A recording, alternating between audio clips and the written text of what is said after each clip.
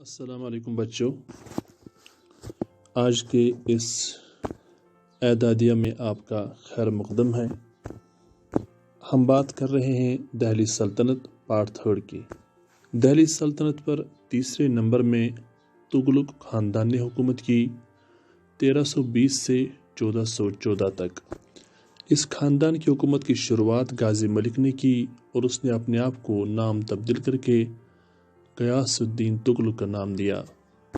غیاث الدین تغلق کے والد ایک ترکی غلام تھے اور ان کی ماں ایک پنجابی جاٹ تھی، اسی لیے اس خاندان کی حکومت کو کبھی کبھی ترکش انڈین ڈائناسٹی بھی کہتے ہیں۔ غیاث الدین تغلق نے 1320 سے 1325 تک حکومت کی اور ایک نیا شہر تغلق آباد بھی آباد کیا۔ اس سلطنت کا دوسرا عظیم حکمران جونا خان، جس کو عام اردو زبان میں محمد بن تغلق کہتے ہیں، انہوں نے 1325 سے 1351 تک کی حکومت کی۔ 26 سال حکومت کر کے انہوں نے اس سلطنت کو سب سے بڑا اور طاقتور سلطنت بنایا۔ محمد بن تغلق فقہ، قرآن اور دیگر علوم میں دستگاہ کامل رکھتا تھا۔ شاید دہلی سلطنت میں وہ سب سے بڑا علم دوست اور عالم سلطان تخت نشین ہوا تھا۔ محمد بن تغلق نے اپنے دور میں ٹوکن کرنسی ایجاد کی، جسے آپ آج کی پیپر کرنسی ہی سمجھ لیجئے، لیکن ان دنوں وہاں کے لوگ یہ نہ سمجھ سکے اور بغاوت کر ڈالی، جس کی وجہ سے ایک تو اکنامی کولیپس ہو گئی اور دوسرا محمد بن تغلق کو اپنا یہ ڈیسیجن واپس لینا پڑا اور ٹوکن کرنسی کا رواج بند کرنا پڑا۔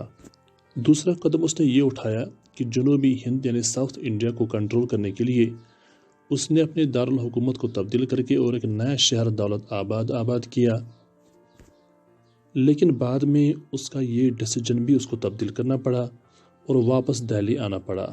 دولت آباد ساؤتھ کے کافی قریب تھا، لیکن وہاں پر بہت ساری چیزوں کی کمی تھی، جیسے کہ صاف پانی کی نکاسی اور صاف پانی کی دستیابی کی کمی، جس کی وجہ سے اسے پھر ایک بار دہلی واپس آنا پڑا۔ لیکن اس ہجرت کی وجہ سے بہت سارے لوگ ساؤتھ کی طرف ہی بس گئے اور وہاں پر ہندوستان مسلمانوں کی ایک پاپولیشن قائم ہو گئی۔ سب سے بڑی غلطی جو اس سے ہوئی وہ کراچل ایکسپیڈیشن کہلاتی ہے، جبکہ اس کی غرض منگولوں پر حملہ کرنے کی تھی۔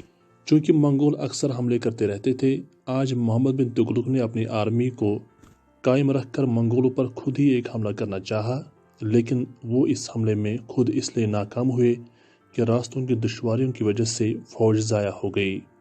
یہ واقعہ 1337 میں ہوا، عین عالمی شباب کے دور میں، جبکہ سلطنت دہلی عالمی شباب کو پہنچ گئی تھی۔ کچھ ایک دو حکومتیں قائم ہو گئی جنہوں نے اس کے لیے بہت بڑی مصیبتیں کھڑی کی۔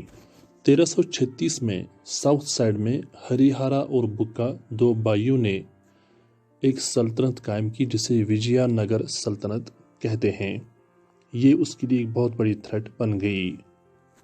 اس کے کچھ ہی دیر بعد علاؤ الدین بہمن شاہ یا حسن گانگو نے ایک نئی سلطنت کی بنیاد ڈال دی۔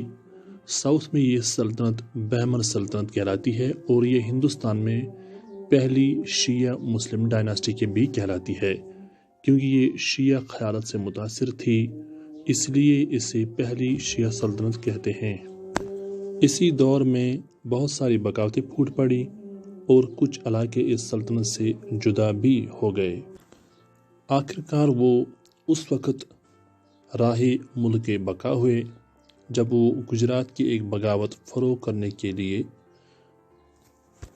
ہمتاً متوجہ تھے۔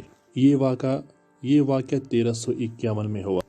اس سلطنت کے تیسرے ہونہار حکمران فیروز شاہ تغلق ہیں، جنہوں نے حکومت حاصل کرتے ہی بنگال کے خلاف تقریباً 11 مہینے مصروف رہے، لیکن کوئی خاص کامیابی نہ ہوئی۔ فیروز شاہ تغلق اپنی سلطنت کو مصنوعی ترقی دینے میں سب سے زیادہ مشہور ہیں۔ ان کے دور میں سلطنت کافی عروج کو پہنچ گئی، ہر ایک کو ضروریات زندگی مہیا کی گئیں اور لوگ خوشحالی کی زندگی پہلے سے زیادہ بسر کرنے لگے۔ فیروز شاہ نے سخت سزائیں دینا بالکل بند کر دیں، تاہم وہ رافضیوں اور بہمنیوں کا سخت دشمن تھا۔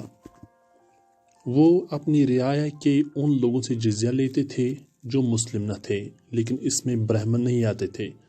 تاہم اس نے بعد میں برہمن لوگوں سے بھی جزیہ لینا شروع کیا۔ اسی کے نام پر تاریخ فیروز شاہی بھی لکھی گئی۔ فیروز شاہ اس بارے میں بھی کافی مشہور ہے کہ اس نے کچھ نئے شہر بسائے۔ فیروز شاہ کوٹلہ آج بھی مشہور مانا جاتا ہے۔ اس نے جن شہروں کو آباد کیا ان میں جونپور، فیروز پور، حصار، فیروز آباد اور دیگر کئی شہر مشہور و معروف ہیں۔ آبی وسائل کو اچھی طرح سے فراہم کرنے پر اسے آج بھی دنیا میں the father of irrigation department مانا جاتا ہے۔ اس کی موت سے سلطنت تغلقیہ پر موت طاری ہونا شروع ہوئی۔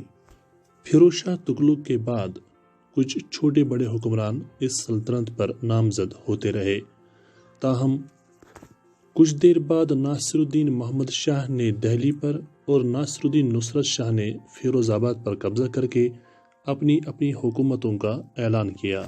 یہ وہ زمانہ تھا جب امیر تیمور نے سینٹرل ایشیا اور ایران کو اپنے قبضے میں لا کر دہلی سلطنت پر حملہ کرنے کا ارادہ کر لیا تھا۔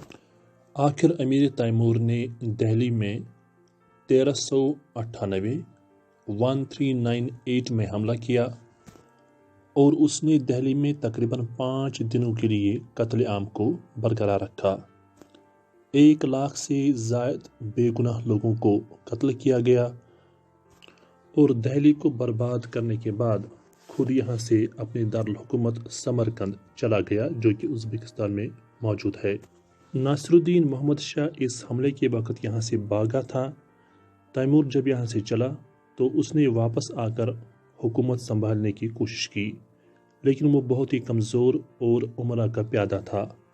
اصل میں دہلی سلطنت تیموری حملے کے ساتھ ہی ختم ہو گئی، اس کی عزت خاک میں مل گئی اور تیموری حملے کے بعد وہ بدامنی اور پریشانی میں مبتلا رہی۔